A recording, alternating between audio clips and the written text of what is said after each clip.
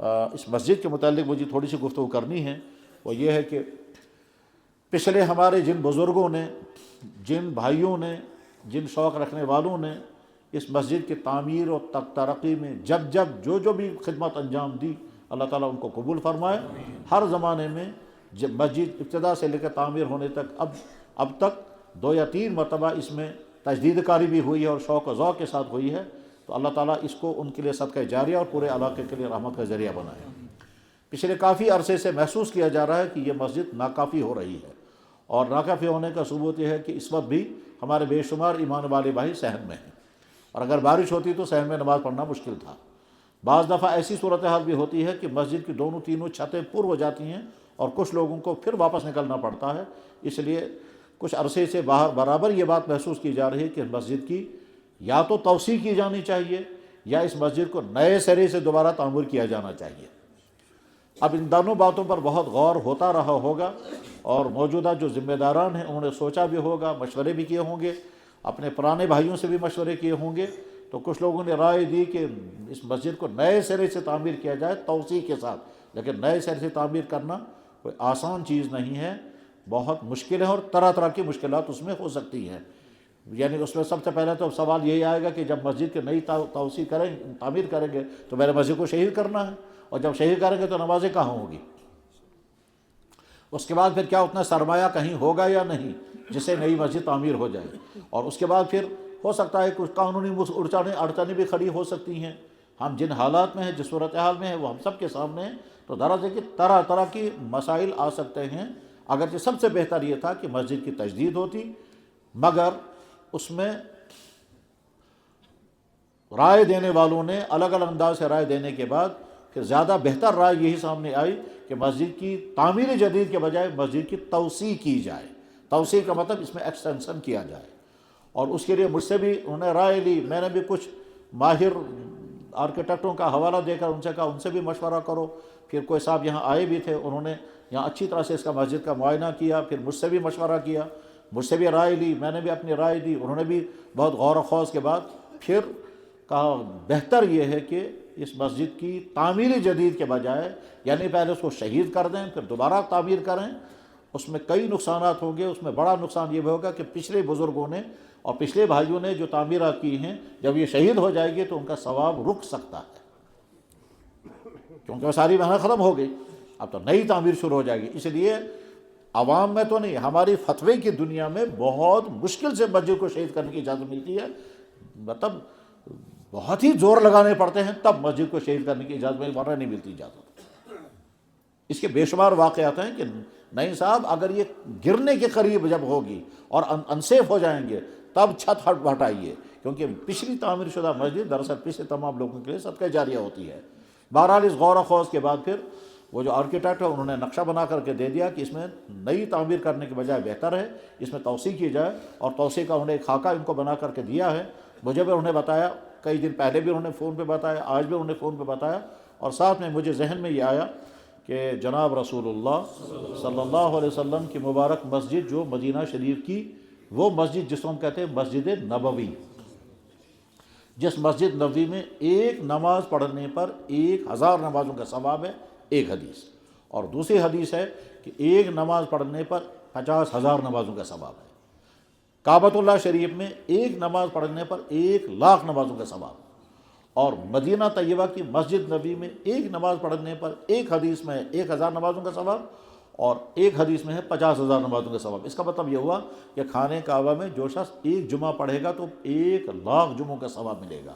اور مدینہ منورہ میں جو ایک جمعہ پڑھے گا تو 1,000 جمعوں کا ثواب ایک حدیث کے مطابق، اور دوسرے حدیث کے مطابق 50,000 جمعوں کا ثواب ملے گا۔ تو کس قدر بڑا انعام ملتا ہے وہاں۔ یہ جو مسجد نبی اللہ کے نبی علیہ السلام نے تعمیر کی تھی، اس تعمیر میں آپ نے بدست خود شرکت فرمائی، پتھر اٹھائے،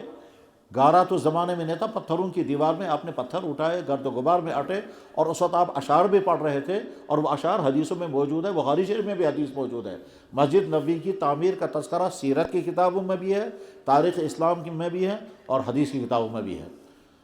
پھر جب 7 سال ہو گئے مسجد ناکافی ہو گئی، تو آپ علیہ الصلوۃ والسلام نے مسجد کو مکمل شہید کر کے نیا نہیں بنایا، بلکہ اسی میں توسیع کر دی، تو اس میں ایکسٹینشن کیا۔ اور آج میں نشان بھی لگے ہوئے ہیں کہ یہاں تک وہ پہلی مسجد تھی اور یہاں سے آگے یہاں تک دوبارہ اللہ کے نبی علیہ السلام نے اس میں ایکسٹینشن کیا، پھر حضرت فاروق اعظم نے ایکسٹینشن کیا، پھر حضرت عثمان غنی نے اس میں ایکسٹینشن کیا، پھر اور ایکسٹینشن ہوتے گئے یہاں تک کہ صدیوں کے بعد اس مسجد نبوی کو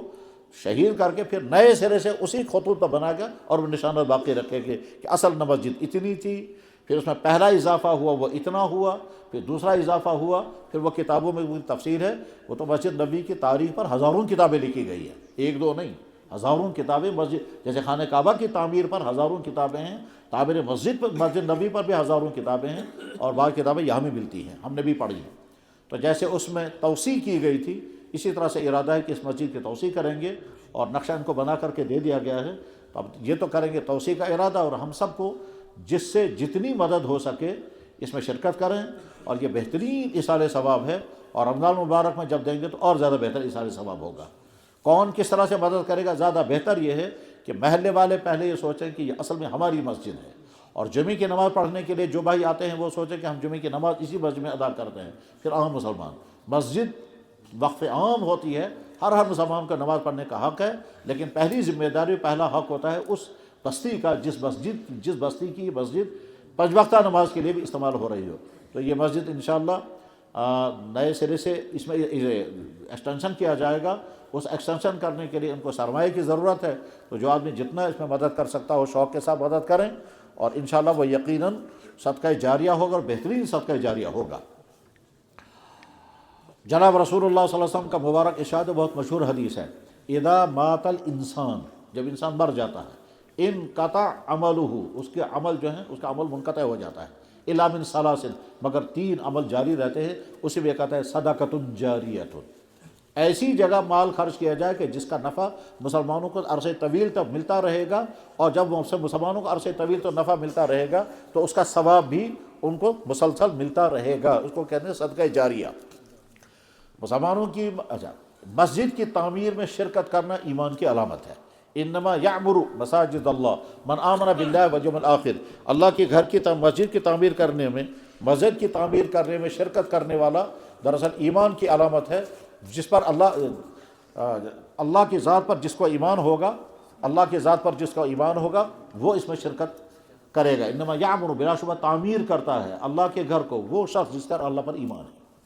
مسلمانوں کی تاریخ تعمیر مسجد کے سلسلے میں بڑی عجیب تاریخ ہے، چنانچہ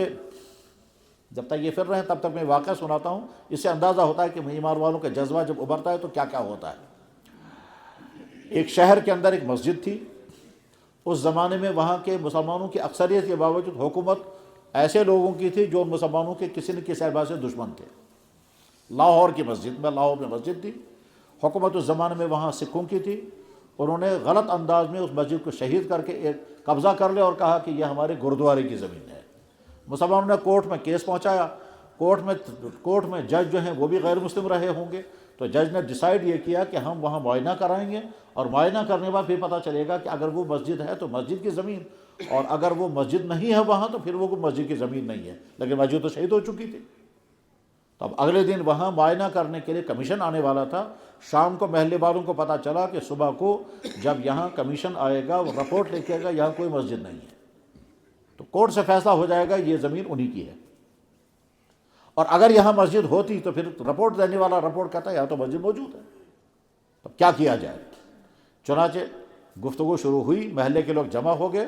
بس اسی میں کسی نے رائے دی کہ اگر ہمت کرو، ارادہ کرو، اللہ کی مدد، ہم ایک ہی رات میں مسجد کھڑی کر دیں۔ چنانچہ مغرب کی نماز کے بعد تعمیر مسجد کا کام شروع ہوا، اینٹیں بھی لائی جا رہی ہیں، پتھر بھی لائے جا رہے ہیں، مستری بھی کام کر رہے ہیں، مرد بھی ہیں، عورتیں بھی کچھ ہیں، بچے بھی ہیں، سارے کام کر رہے ہیں، یہاں تک کہ فجر کی اذان کے بعد مسجد کھڑی تھی۔ فجر کی نماز اسی مسجد میں ہو گئی،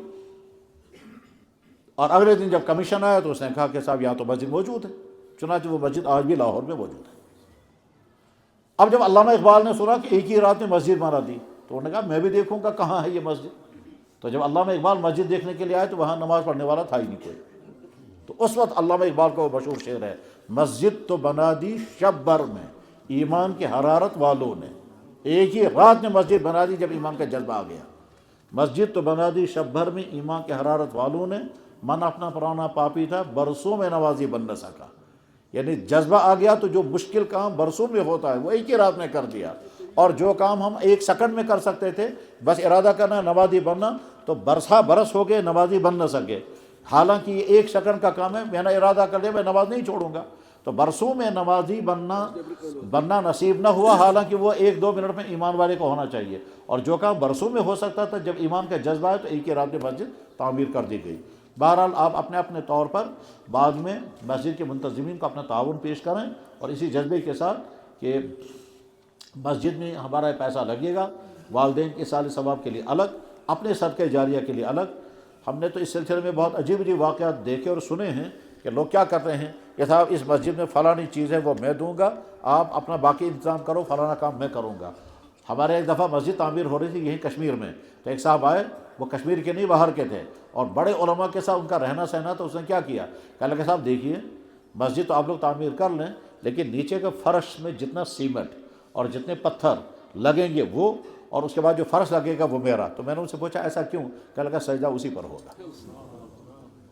میں نے کہا آپ کی سمجھ بہت دور ہے، کہنے لگا بزرگوں سے ہم نے یہی سنا کہ ایسے والی چیز میں ہی قبل۔ اسی لیے بعض دفعہ لوگ کیا کہتے ہیں، امام صاحب کے لیے 4 جائے نماز بچتے ہیں، حالانکہ امام صاحب بھی وہی نماز پڑھے گا جو پچھلے والا پڑھے گا، لیکن اس کے لیے کیوں، کیا کہتے ہیں جماعت چھوٹی ہو یا بڑی ہو، امام تو بہرحال اپنی جگہ پر کھڑا ہوگا۔ امام کی عظمت ہے، یعنی جگہ کی عظمت یہ ہے کہ اماموں کے لیے ہم 3-3 4-4 جائے نماز بچھاتے ہیں۔